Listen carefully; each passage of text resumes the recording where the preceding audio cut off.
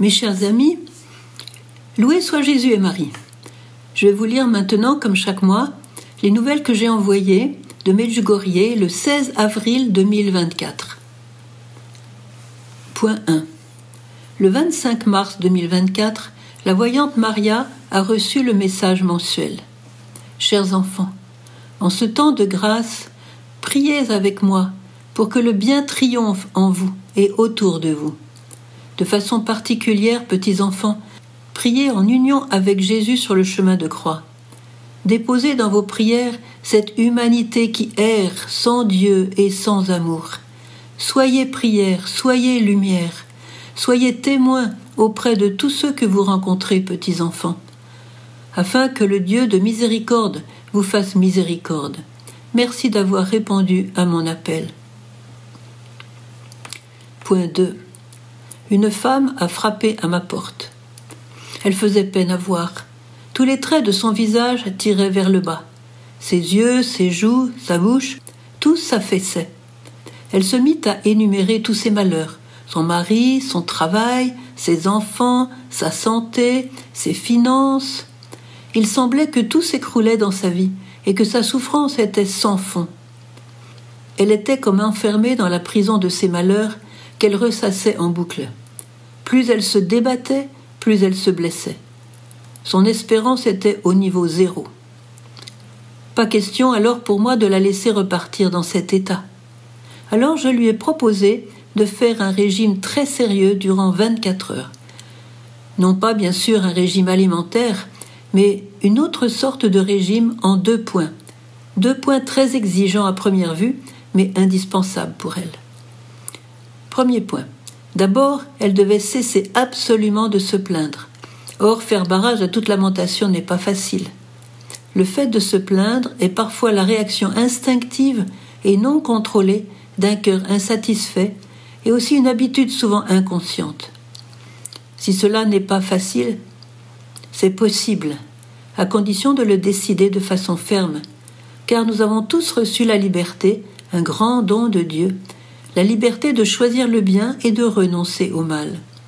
Ensuite, à chaque pensée négative sur un fait douloureux de sa vie, elle devait bénir Dieu et le remercier. Le remercier même sans comprendre pourquoi elle le remerciait. Elle ne devait faire que des prières de louange et de remerciement durant 24 heures. Je l'ai prévenue que ce serait un combat difficile, une lutte en corps à corps avec elle-même. Mais elle accepta volontiers et j'ai même été très touchée par sa confiance. Le lendemain, elle frappa à nouveau à ma porte. Je l'ai à peine reconnue. Elle souriait et les traits de son visage étaient tous remontés d'un cran, comme après une chirurgie esthétique. Le régime avait porté son fruit. Elle décida de continuer à remercier Dieu pour tout. Le message était passé. Mais attention, il ne s'agit pas, bien sûr, de remercier Dieu pour le mal, car Dieu ne veut pas le mal. Il s'agit de remercier Dieu parce qu'il a seul le pouvoir de changer un mal en un bien, de se servir du mal pour faire du bien. En réalité, on le remercie pour la manière toute divine avec laquelle il va utiliser ce mal qui nous blesse pour en tirer un plus grand bien. Point 3. Voilà un très bel exemple.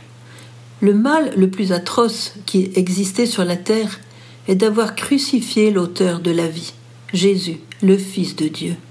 À ce moment-là, Satan pensait avoir remporté la victoire. Mais ce fut tout le contraire, car Dieu a changé ce mal absolu en un bien.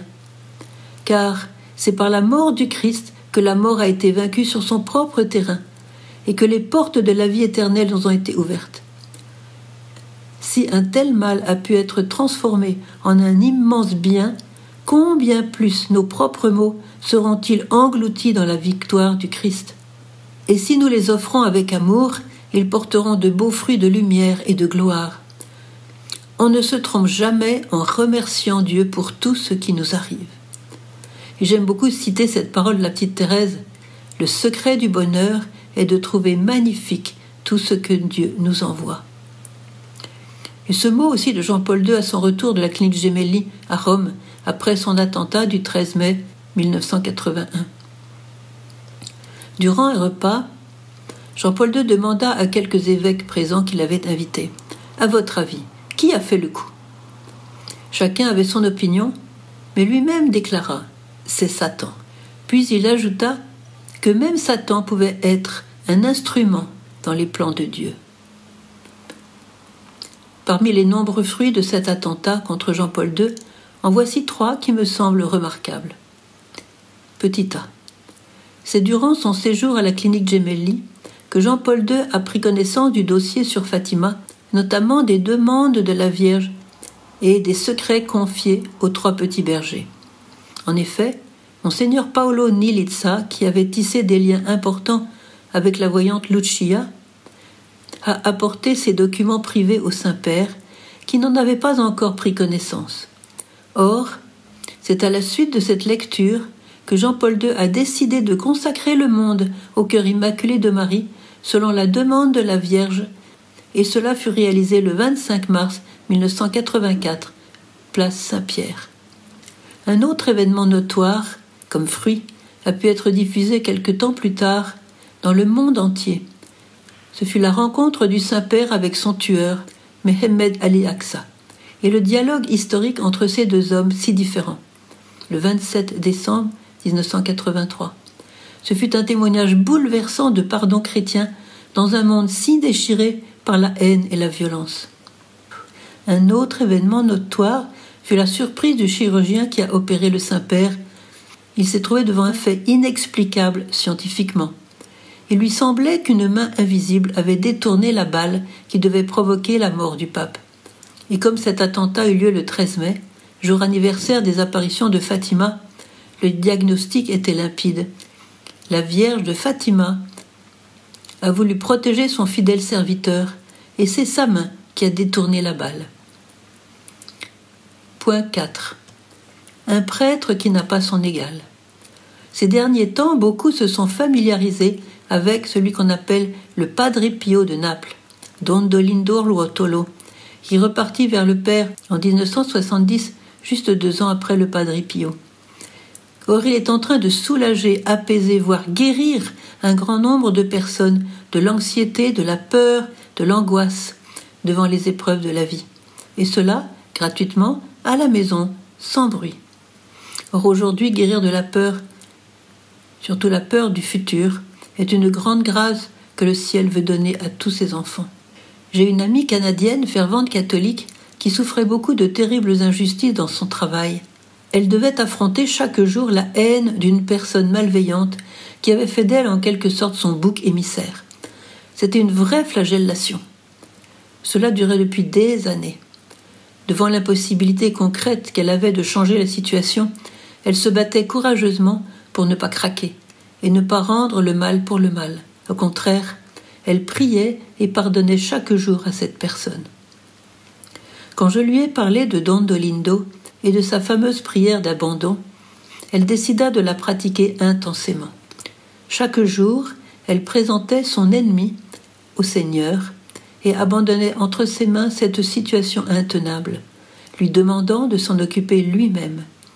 En somme, elle lâchait sa cause dans les mains de Dieu, comme pour lui dire « c'est ton problème ». Don Dolindo lui-même a une histoire particulière, car dès son enfance, il a été soumis à de terribles persécutions et épreuves sans nombre. Alors comment a-t-il réussi à tenir la tête hors de l'eau et à rester toujours joyeux ? Le Saint-Esprit lui a inspiré cette prière toute simple et d'une efficacité incroyable. Voilà la prière.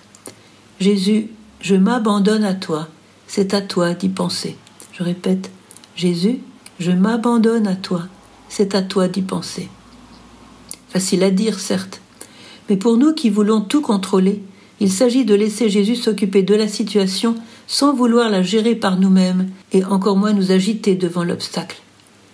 Si la situation nous dépasse et échappe complètement à notre pouvoir, lui seul, par sa providence secrète, détient la solution.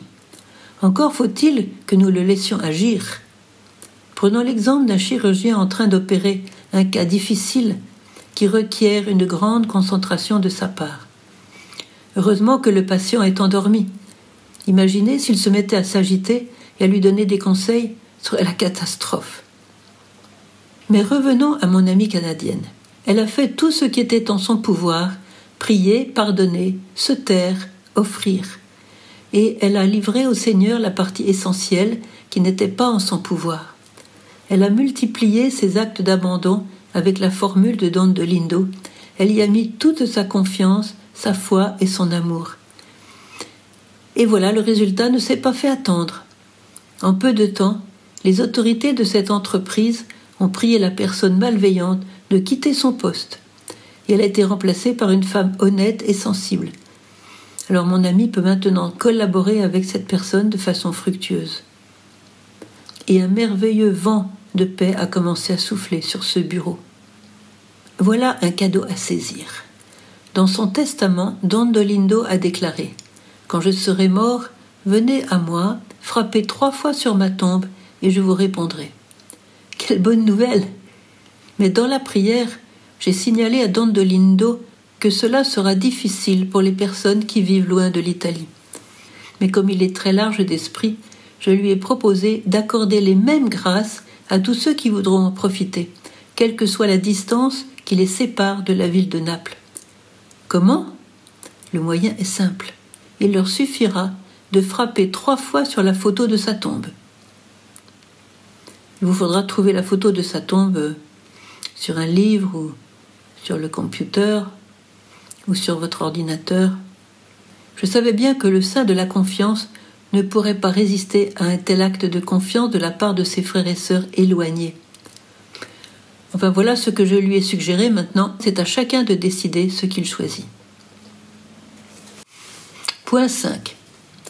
Le mot de la vénérable Marthe Robin. Un jour, un jeune couple est allé trouver Marthe à Châteauneuf-de-Galore, dans sa petite ferme, car il attendait d'elle un conseil qui pouvait les sortir d'une impasse difficile. Et Marthe leur dit « Pour cela, il faut vous abandonner à Dieu. » Mais Marthe, ont-ils répondu, « Nous n'arrivons pas justement à nous abandonner. » Et Marthe leur a répondu « Quand on ne peut pas s'abandonner, il faut s'abandonner quand même. » Et elle parlait d'expérience. Alors pourquoi cela? Parce que c'est le seul chemin assuré. Il n'y en a pas d'autre. Et c'est celui de la Vierge Marie et des saints. Point 7. Ne manquez pas de faire connaître cette version audio que je fais de mes nouvelles mensuelles. Que se réjouissent les malvoyants et tous ceux qui préfèrent écouter plutôt que lire.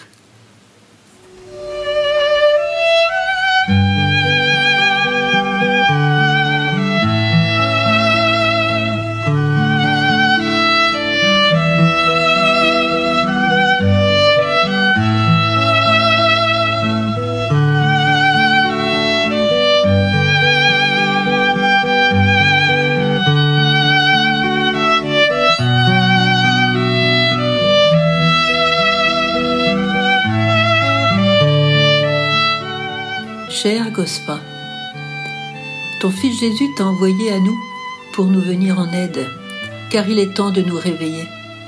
Nous t'en prions, guéris-nous de toute torpeur de l'âme et de toute maladie spirituelle. Surtout, en ce temps troublé, guéris-nous de la peur et surtout de la peur de l'avenir. Aujourd'hui, plus que jamais, nous nous réfugions dans ton cœur immaculé, le chapelet à la main.